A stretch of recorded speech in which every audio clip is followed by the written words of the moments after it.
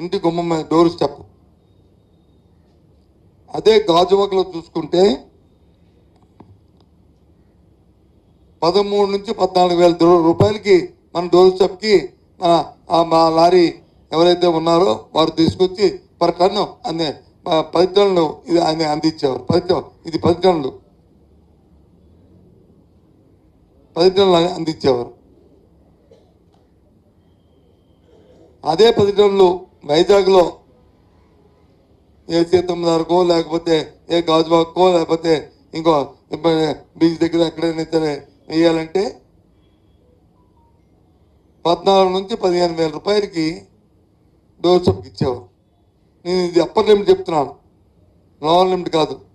ఒక 500 రూపాయలు 1000 రూపాయలు ఎక్కువేస్తే కదా ఈ విషయాన్ని చెప్తున్నాను. ఇది వాస్తవాలు. మీరు ఏ ఇంటికి వెళ్ళి కొనుక్కున్నా సరే 4 నెలల కింద ఎంతో దొరికింది అని అడిగితే చెప్తారు.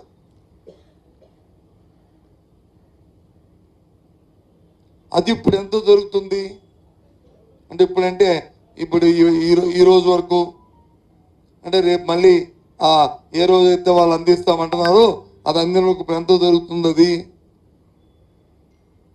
విజయనగరంలో అయితే 10,000 రూపాయలు 9 నుంచి 10,000 రూపాయలు దొరికింది. 17 నుంచి 18,000 దొరుకుతుంది. అదే గాజువాకలో అయితే మధురవాడలో అయితే 19 నుంచి 20,000 దొరుకుతుంది. ఇది 13 నుంచి 14,000 దొరికే ఇసుక 10 టన్నుల లారీ 3 యూనిట్స్. అదే విశాఖపట్నంలో అయితే ఏ మారుమూల ప్రాంతంలో కొన్నా 14 నుంచి 15,000 దొరికే ఇసుక ఇవాళ 21 నుంచి 22,000 రూపాయలకి ఇవాళ దొరుకుతుంది.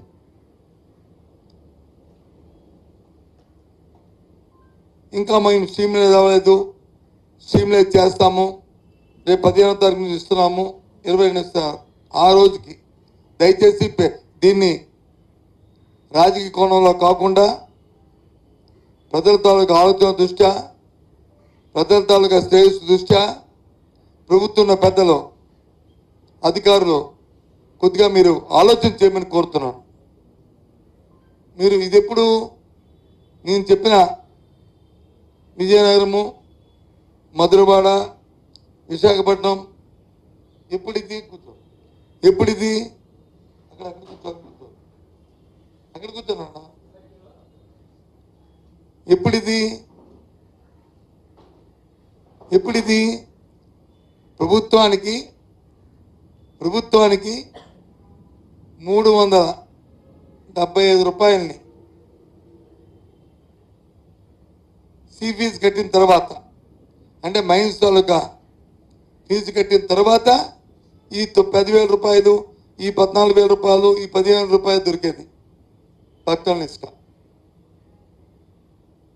మరి మీరు ఉచితం చెప్తున్నారు కదా, ఉచితమంటే ఈ 375 రూపాయలు కట్టాల్సిన అవసరం లేదు కదా టన్నుకి. అంటే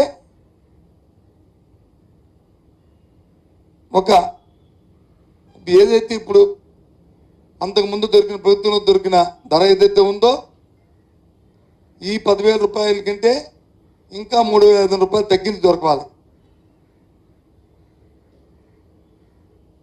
common sense point. Government fee కట్టినప్పుడు ఎందుకు 13 రూపాయలు 13,000 రూపాయలకి 14,000 రూపాయలు ఎందుకు దొరకాలి? ఈ 13 నుంచి 14,000 దొరుకుతున్న మధురవాడలో ఇసుక 4,000 తీసేస్తే సుమారు 10,000 రూపాయలకి దొరకాలి. Common sense point. నీకు గవర్నమెంట్కి వచ్చి ఫీజు కట్టినప్పుడు ఎందుకు 14,000 15,000 కట్టాలి?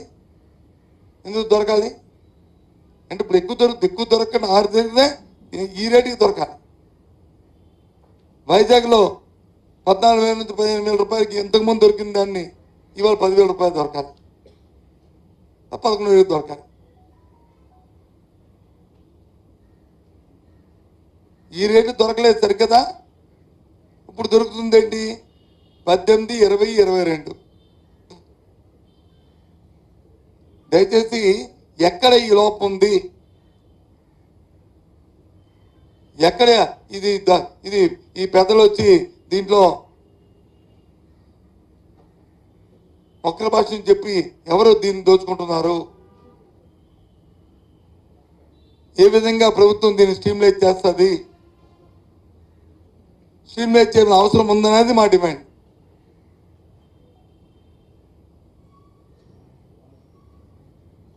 ఒకసారి ఆలోచన చేయండి. ఇప్పుడు నేను చెప్పిన ఇంతకు 4 నెలల కిందట విజయనగరంలో దొరికిన ధర 9 నుంచి 10,000 కానీ 10 టన్నుల లారీ, మధురవాడలో 13 నుంచి 14,000 టన్నుల లారీ కానీ 10 టన్నుల లారీ దొరికిన ధర కానీ, లేదు మన విశాఖపట్నంలో వివిధ వార్డుల్లో 14-15 ధర కానీ, ఇది వాస్తవం కాదా ముందా మీరే వెరిఫై చేయండి.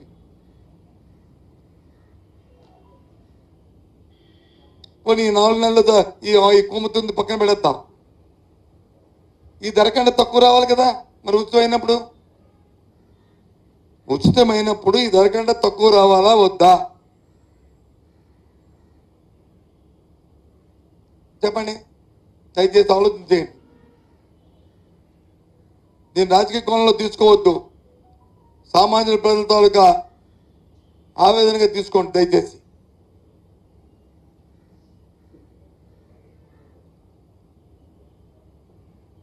కొద్దిగా ఆలోచన చేయండి. ప్రభుత్వంలో పెద్దలు, పెద్ద అధికారం పొందిన పెద్దలు ఈ రకంగా ఉంటే ఏ విధంగా సామాజిక బతుకుతారు చెప్పండి, ఏ రకంగా భవన కార్మికులు బతుకుతారు చెప్పండి, దాన్ని ఆధారపడిన కన్స్ట్రక్షన్ ఆధారపడిన ప్రధానికం ఏ విధంగా బతుకుతారో చెప్పండి, ఆలోచన చేయండి. అందుకే మీ ముందుకు వచ్చారు. నిన్న ఈ పత్రికా ప్రకటనలు, ఇవాళ ఉదయం పేపర్లో వచ్చిన ప్రకటనలు అవన్నీ చూసిన తర్వాత